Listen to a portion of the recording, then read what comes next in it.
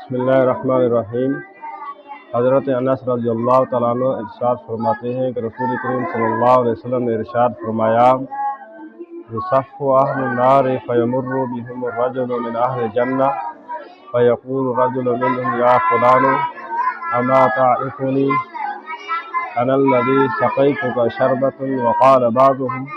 انا الذی وهبت لك وضوءا فیشربه فیدخل الجنہ۔ یعنی کہ نبی کریم صلی اللہ علیہ وسلم نے ارشاد فرمایا کہ قیامت کے دن ایک موقع پر دوزخیوں کی صف باندھی جائے گی اور وہاں پر سب دوزخی کھڑے ہوں گے، تو وہاں پر ایک نیک صالح انسان گزرے گا اور کوئی شخص اس کو نعرہ لگائے گا، اس کو پہچان لے گا کہ کیا اس شخص نے مجھے پہچانا، میں وہ شخص ہوں جسے میں نے آپ کو ایک دن پانی پلایا تھا یا شربت پلائی تھی۔ اور دوسرا شخص پھر نعرہ لگائے گا اور کہے گا، اے فلاں ایک شخص، کیا آپ نے مجھے پہچانا،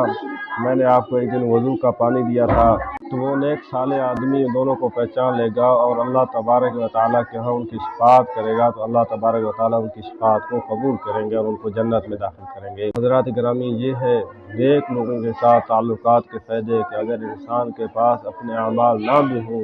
لیکن نیک لوگوں کے ساتھ ان کے تعلقات ہیں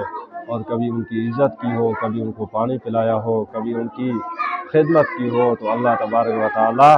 قیامت کے دن ان کی شفاعت کو قبول کریں گے اور ان کے صدقے سے جنت میں جگہ عطا فرمائیں گے۔